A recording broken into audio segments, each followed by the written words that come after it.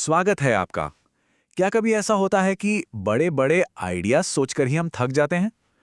आज हम उन्हीं आइडियाज को लेंगे और उन्हें बिल्कुल साफ और करने लायक स्टेप्स में बदल देंगे। ये जो फीलिंग है ना, जहां हम किसी काम के बारे में इतना ज्यादा सोचने लगते हैं, इतना ज्यादा कि आखिर में हम कुछ कर ही नहीं पाते, इसका एक नाम है। इसी को कहते हैं जड़त्व, यानी इनर्शिया। और ये हमारी तरक्की का बहुत बड़ा दुश्मन हो सकता है। पर घबराने की कोई बात नहीं है। आज हम इसी को दूर करने के लिए एक पूरा टूल किट बनाने जा रहे हैं। तो सवाल ये है कि इस जड़ता से बाहर कैसे निकलें? सबसे पहला कदम है कि हम अपने काम करने के पूरे तरीके को ही बदल दें। जरा सोचिए एक बच्चे के बारे में जो चलना सीख रहा है। वो किसी परफेक्ट प्लान का इंतजार नहीं करता। वो तो बस एक लड़खड़ाता हुआ पहला कदम लेता है, गिरता है और फिर से खड़ा हो जाता है। बस यही सोच हमें भी चाहिए। इस बात को अपना लेना ही जड़ता से बाहर निकलने की असली चाबी है। तो कमी को एक्सेप्ट करना सीखना होगा। और यहीं पर आता है हमारी किट का पहला टूल, जो एक बहुत ही आम सोच को सिर के बल खड़ा कर देता है। अक्सर हम काम शुरू करने से पहले मोटिवेटेड फील करने का इंतजार करते हैं, है ना? लेकिन क्या हो अगर ये पूरा खेल ही उल्टा हो? क्या हो अगर मोटिवेशन एक्शन के बाद आता हो? मतलब एक छोटा सा एक्शन बिना एक पॉजिटिव फीडबैक लूप शुरू कर देता है। ये छोटा सा काम आपको थोड़ी एनर्जी देता है, आपका कॉन्फिडेंस बढ़ाता है और फिर जाकर वो असली मोटिवेशन पैदा होता है जिसकी शायद हमें शुरुआत में ज़रूरत महसूस हो रही थी।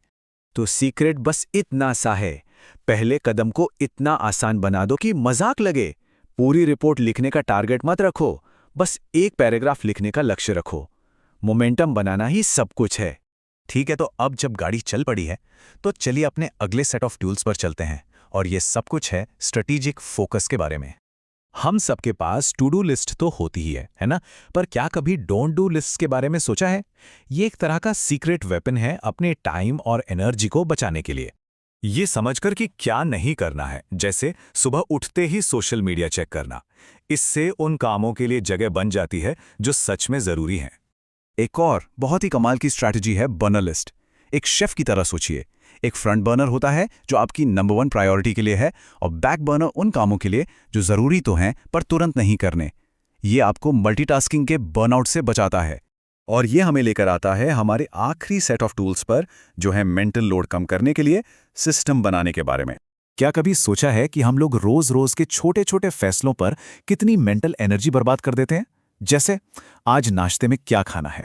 तो जब हम रूटीन की चीज़ों को ऑटोमेट कर देते हैं, बड़े फैसलों के लिए फिल्टर बना लेते हैं और अपने सिस्टम को बार बार देखते रहते हैं, तो होता यह है कि हमारी दिमागी ताकत उन बड़े फैसलों के लिए बच जाती है जो सच में मैटर करते हैं।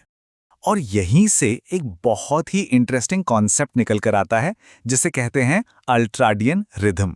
आसान भाषा में हमारे शरीर में 90 से 120 मिनट के एनर्जी साइकिल्स होते हैं, जिनमें एनर्जी ऊपर नीचे होती रहती है।